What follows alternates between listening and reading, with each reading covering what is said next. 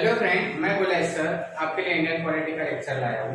अगर अपने को संविधान या कॉन्स्टिट्यूशन अच्छे से समझना है तो उसके लिए अपने को अनुच्छेद समझना काफी इम्पोर्टेंट है। जो पिछला वाला वीडियो था उसमें अपन पार्ट 1 देखे थे, आज अपन देखेंगे पार्ट 2 देखेंगे, जिसमें सिटीजनशिप के बारे में दिया हुआ है।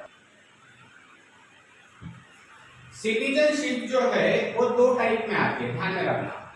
जो सिटीजनशिप है वो दो टाइप में आता है। अभी वो दो टाइप कौन से है तो आपको ध्यान में रखना है। एक है नागरिकता, जो खुद उसी कंट्री के लोग रहते हैं, जैसे अपन भारत के तो भारत के नागरिक है, और कुछ रहते हैं विदेशी नागरिक। कुछ क्या रहते हैं? विदेशी नागरिक। अभी जो भारतीय नागरिक जो है, या अपन भारत में रहने इसलिए अपन भारत के नागरिक बोलेंगे, तो भारत में एक ही नागरिकता है, मतलब एक ही है, वो केंद्र का। ठीक है, किसका नागरिकता है?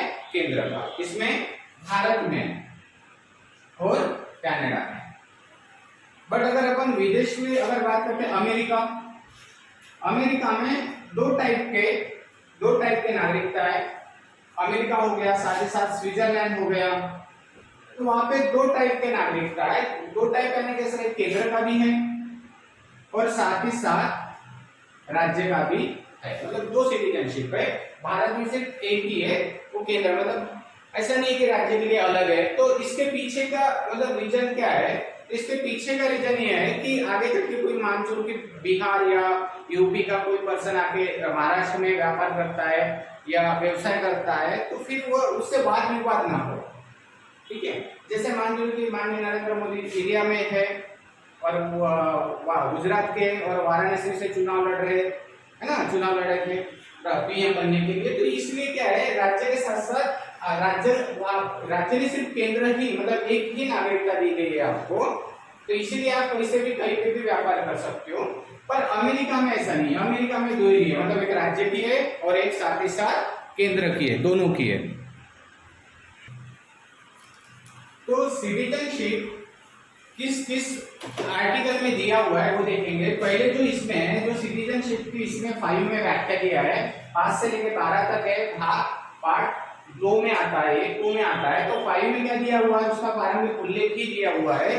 और जो 6 में जो दिया हुआ है, 6 में सिटीजन जो है, जो पाकिस्तान के सिटीजन भारत में अगर आना चाहते हैं तो उसके लिए कौन सी आर्टिकल कलम लगेगी?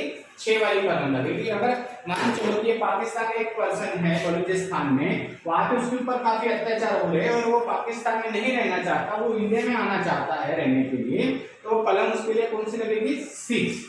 6 कलम से वो भारत में आके रह सकता है। अभी उसके लिए क्या क्या प्रोसेस है मैं आगे बताता हूँ। सिर्फ इतना ध्यान रखना कि 6 कलम में क्या होता है, कोई भी पाकिस्तानी भारत में आ सकता है। कलम जो 7 दिया हुआ है, कलम जो 7 दिया हुआ है, तो 7 में क्या है कि जैसे मान लो कि भारत का एक आधा जैसा नागरिक है यहाँ पे राजस्थान में, उसे लगा कि उसे उसकी जमीन यहाँ पे तो पंजाब चला गया, पंजाब में गया और वहां पे वो कुछ दिन रहा और उसे फिर लगा कि नहीं, इससे बेटर तो अपना इंडिया है, तो फिर से अगर वापिस अगर वो आना चाहता है तो उसके लिए कौन सी कलम लगेगी? 7, मतलब भारत का ही है, जा रहा है और फिर से वापिस आ रहा है।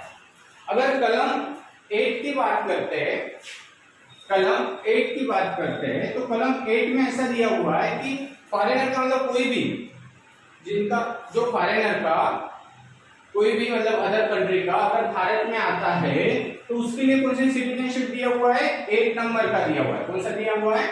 8। तो वो कहीं से भी भारत में आ सकता है, जैसे अमेरिका का हो गया, ठीक है, पाकिस्तान और बांग्लादेश छोड़ के बाकी जितने भी कंट्री है वो कलम 8 लगेगी। कलम 9 में मान चलो कि जैसे अपन इंडिया का पर्सन है कोई और वो चला गया कनाडा में जॉब करने के लिए, वहां की नागरिकता उसे मिल गई। अगर वहां की नागरिकता मिल गई तो भारत की नागरिकता सिटीजनशिप अपने आप क्या हो जाएगा? रद्द हो जाएगी, कैंसिल हो जाएगी 9 में।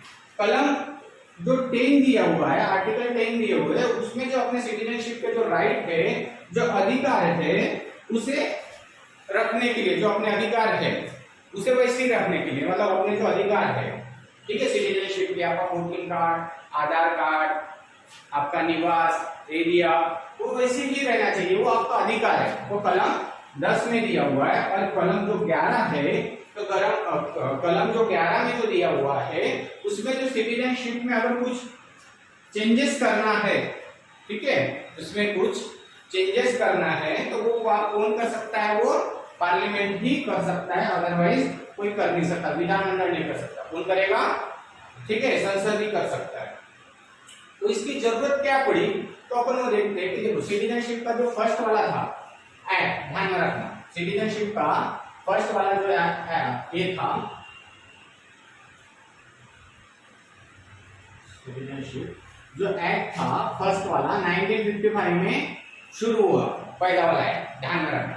उसके बाद तो फिर बनती चले गए, 57 में बना, उसके बाद 60 में बना, उसके बाद 85 में बना, 86 में बना, 92 में बना, 95 में बना, उसके बाद 2003 में बना, 2005 में बना, 2015 में बना, 2019 में। तो सिटीजनशिप के जो ये है एक्ट है वो टाइम टाइम पे बनते गए। क्यों बनते गए? क्योंकि उसे टाइम टाइम पे चेंज करने की जरूरत थी। तो फर्स्ट इसमें जो दिया गया था सिटीजनशिप जन्म के आधार पे क्या होता था? अगर किसी का जन्म भारत में होता है तो उसको क्या मिल जाता था? भारत की सिटीजनशिप मिल जाती थी। अभी ध्यान देखो कि अगर जन्म के आधार पे मिल रहा है भारत में सिटीजनशिप, अगर कोई टूरिस्ट भारत में आता है घूमने के लिए, ताजमहल देखने के लिए आगरा आता है और वो ताजमहल देखते हुए उसकी बेटी अगर प्रेग्नेंट रहती है और अगर उसे वहां पे बच्चा हो गया हॉस्पिटल में भारत में, तो फिर उसे तो भारत की सिटीजनशिप मिल जाएगी। समझ में आ रहा है? तो ऐसे कुछ एरर थे, उसे ठीक करने के लिए क्या करना पड़ा? सिटीजनशिप जो है वो एक्ट लागू करना पड़ा। तो फिर उसे क्या किया? उसमें थोड़ा चेंज कर दिया। उसके बाद 95 से 92 तक यहाँ तक एक था वंश के आधार पे। क्या था? वंश के आधार पे उन्हें क्या मिलता था? वंश के आधार पे उसे भारत की नागरिकता मिलती थी। तो अभी मैं आपको बता देता हूँ कि कैसा होता था।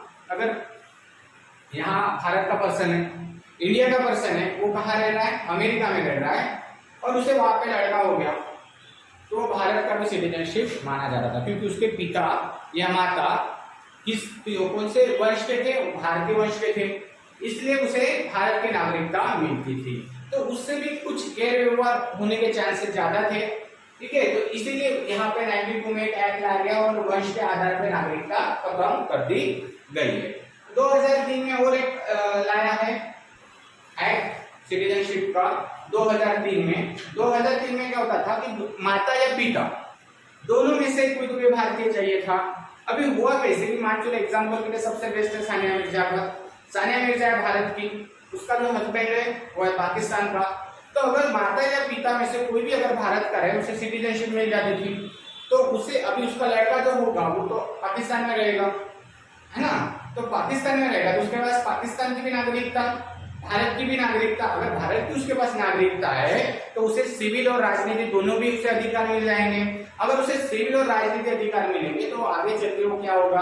आगे चल के पीएम बन सकता है, आगे चल के बड़े पोस्ट पे जा सकता है सिविल सर्विस में, और पूरी इंफॉर्मेशन दूसरे कंट्री को दे सकता है, अपने कंट्री को, है ना।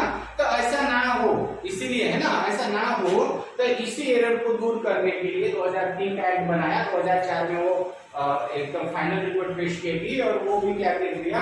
माता या पिता भी चलेंगे नहीं। समझ में आ रहा है? लड़का जो होगा वो सीधे सीधे माता पिता दोनों ही भारत के चाहिए, ऐसा नहीं। अभी तक एक ही चल रहा था, अभी क्या चाहिए? दोनों चाहिए। अभी ऐसा नहीं होगा कि आप बाहर हो और बाहर ही रह रहे 7 साल से भारत में कभी नहीं आए तो आपकी जो ये थी सिटीजनशिप थी वो रद्द करना पड़ेगा। तो इसीलिए टाइम पे एक्ट बनाया था। 2019 में एक एक्ट बनाया है जिसमें 3 देश काफी इंपॉर्टेंट है। 3 यानी कौन कौन से? एक है अफगानिस्तान, सेकंड है पाकिस्तान, थर्ड है बांग्लादेश। इन तीनों सिर्फ 3 देश के लिए एक नया एक्ट बनाया था 2019 में सिटीजनशिप का। इसमें 6 कम्युनिटी थी, 6 धर्म थे। कौन कौन से थे? जिसमें 6 में थे एक सिख, क्रिश्चियन, पारसी के बाद एक था जैन, बौद्ध और हिंदू। ऐसे 6 कितने 6 जो रिलीजन थे, वो 6 रिलीजन को क्या हुआ, 6 रिलीजन। यहाँ से क्वेश्चन इसलिए बन सकता है 2019 में एक्ट बना, 2020 से क्या हुआ, कोरोना लग गया, तो जिन शनि जैसे महात्मा जैसे जो लग गया, तो वो छोड़ने पीछे छोड़ने का नाम ही नहीं ले रहा है ना। तो इंडिया के ऊपर काफी मतलब ये हो रहा है। तो यहाँ से क्वेश्चन बन सकता है, शायद यहाँ से क्वेश्चन ज्यादा नहीं बने होंगे एग्जाम में, तो यहाँ से क्वेश्चन बन सकता है। तो ध्यान में रखना ये 3 देश, उनके लिए कम से कम 5 से 6 साल, सिर्फ 6 साल तक वो भारत में रह सकते हैं और उसे सिटीजनशिप मिल सकती है। पर बात आती है ये 3 देशों में मुस्लिम की, बात आती है किसकी, मुस्लिम कम्युनिटी की। अगर मुस्लिम कम्युनिटी को भारत में अगर नागरिकता लेना है तो उसके लिए वही पुराना सिटीजनशिप एक्ट लागू रहेगा जो 11 साल का था। मतलब 11 साल रहोगे आप, तभी भारत में आपको क्या मिलेगा, सिटीजनशिप मिलेगी। ठीक है, तो ये एक वो पुराना वाला था। तो इससे मल्टी क्वेश्चन भी बन सकता है या वन लाइनर क्वेश्चन बन सकता है। क्यों बन सकता है, एक एक्ट बना और उसके बाद में डायरेक्ट कोरोना आया, तो शायद एग्जाम में बोर्ड एग्जाम में नहीं आया होगा। अभी सिटीजनशिप जो है किस किस बेसिक पे अपने इंडिया को, इंडिया मतलब इंडिया में मिल सकती है, उसके क्या क्या ये है। तो उसके 5 रूल है। अगर आपके पास 5 जो सिटीजनशिप लेने के 5 तरीके हैं, तो उसके लिए आपको क्या लगेगा, सबसे पहले एक तो लगेगा तो पासपोर्ट फोटो, आपके जो 2 पासपोर्ट फोटो लगेगी। आपका जिस एरिया में रहते हो उस एरिया का निवास लगेगा, मतलब वहां पे रहने का प्रमाण पत्र रहेगा। जैसे अपन भारत में रहते हैं तो आपको क्या है, आपके पास क्या है, आधार कार्ड है, वोटिंग कार्ड है, डोमिसाइल है, जस्ट स्टेट में रहते हैं, तो आपको जो एरिया है, जो क्षेत्र है, वहां का निवास लगेगा। और ऐसी कुछ नॉर्मली फॉर्मेलिटी के लिए कुछ डॉक्यूमेंट्स लगेंगे, ये तो काफी इंपॉर्टेंट है। इसके साथ साथ आपको डॉलर के, अमेरिकी डॉलर के हिसाब से 275 रुपीज भरना पड़ेगा। क्या हो सकता है, इंडियन करेंसी के साथ 15,000 आपको उसका चालान भरना पड़ेगा। अभी कैसा ये पैसा है, ये चालान है, कभी कम ज्यादा उतना ही रहेगा। ठीक है, फिलहाल तो किताब में इतना दिया हुआ है, तो ये आपको भरना पड़ेगा। एक प्रोसेस होगी और उस प्रोसेस के बाद आपका फॉर्म भरा जाएगा और उसके बाद आपको सिटीजनशिप मिल जाएंगी। तो 5 ऐसे तरीके हैं जिससे सिटीजनशिप मिल सकती है। ठीक है, ऐसे सिटीजनशिप, इसमें सबसे पहली बात है बर्थ के आधार पे, जन्म के आधार पे आपको सिटीजनशिप मिलती है, वो तो नॉर्मली बात है, आपको भी पता है। ठीक है, उसके बाद एक वंश के आधार पे भी मिलता है। ठीक है, उसके बाद आपको रजिस्ट्रेशन यानी पंजीकरण करके, अगर आपको भारत की सिटीजनशिप लेना है तो साथ साथ रहना पड़ेगा, है ना भारत में, उसके बाद ही वो सिटीजनशिप अपन क्या कर सकते हैं, ले सकते हैं सिटीजनशिप। साथ ही साथ आपको क्या, प्रकृति के हिसाब से भी आपको मिल सकता है और एरिया के हिसाब से भी मिल सकता है। अभी जो नेचुरल के हिसाब से मिल सकता है कैसे, तो मैं आपको बताता हूँ। तो भारत में भी बहुत बड़ी बड़ी कंपनियां हैं, टाटा कंपनी है, रिलायंस है, ऐसे बहुत बड़ी बड़ी कंपनी, रेमंड है। तो ऐसा फॉरेनर कोई आता है, भूटान, नेपाल, तो यहाँ से नहीं, मतलब मान लो बाहर से कोई आते हैं, कनाडा, बांग्लादेश, अमेरिका, है ना, वहां से अगर कोई आते हैं, अगर वहां से आते इंग्लैंड से भारत में आ गए, भारत में आने के बाद वो भारत में क्या करेंगे, कुछ दिन काम, मतलब बहुत दिन तक क्या करेंगे, वो यहाँ पे वर्क करेंगे और उसके बाद यहाँ का उसे कल्चर काफी पसंद आएगा, तो वो क्या करेगा, इंडिया की सिटीजनशिप लेगा। तो उसकी इंडिया की सिटीजनशिप अगर लेगा तो 22, टोटल कितनी लैंग्वेज है, 22, तो 22 लैंग्वेज में से एक तो भी उसे लैंग्वेज आना चाहिए। ठीक है, ऐसा नहीं कि उसे लैंग्वेज नहीं आ रही और आप सिटीजनशिप ले रहे हैं, तो एक कंडीशन ये है, उसका फर्स्ट उसकी लैंग्वेज आना चाहिए, कोई भी, उसका चरित्र अच्छा होना चाहिए, उसका कैरेक्टर अच्छा होना चाहिए। ठीक है, उसके साथ साथ जिस देश का ये नागरिक है उस देश में भी ये जो रूल है वो लागू होना चाहिए। जैसे नेचुरल के मतलब नेचुरलिटी जो है, नेचुरल जो है प्रवृत्ति, उसके हिसाब से अपन सिटीजनशिप दे रहे हैं, तो वो देश भी देने को ना अपने बाहर के लोगों को, समझ में आ रहा, मतलब वो लोग अपन उनको देंगे तो उन्होंने भी अपने को देना होना। अगर नहीं देते ऐसे तो उससे क्या होता है, सिटीजनशिप फिर नहीं मिलती। अगर वो अपने को इस आधार पे सिटीजनशिप नहीं देता है वो देश, वो कंट्री, तो उस पर्सन को अपन नहीं देंगे। ठीक है, एक है। उसके बाद एरिया के आधार पे भी क्या मिल सकता है, सिटीजनशिप मिल सकती है। अभी एरिया की अगर बात करें तो सबसे बढ़िया उदाहरण है पांडिचेरी का, जहाँ पे फ्रांस थे वो चले गए और वो जमीन दे दी, जमीन के साथ साथ क्या वहाँ की लोक संख्या भी भारत के नागरिक हो गई।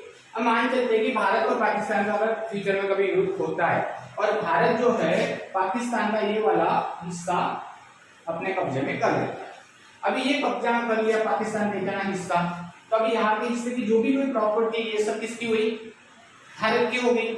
अगर यहाँ पे भी प्रॉपर्टी उनकी हुई और यहाँ पे जो रहने वाले लोग हैं, जो इस एरिया में रहने वाले जो लोग हैं, तो वो कहाँ जाएंगे फिर, है ना, तो वो भी भारत के नागरिक हो जाएंगे। समझ में आ रहा है, वो भी भारत के नागरिक क्या हो अपने आप बन जाएंगे। अगर वो एरिया कब्जा में आ गया, भारत के अंडर में आ गया, तो उस एरिया के बेसिस पे ही वो सभी भारत के नागरिक बन सकते हैं।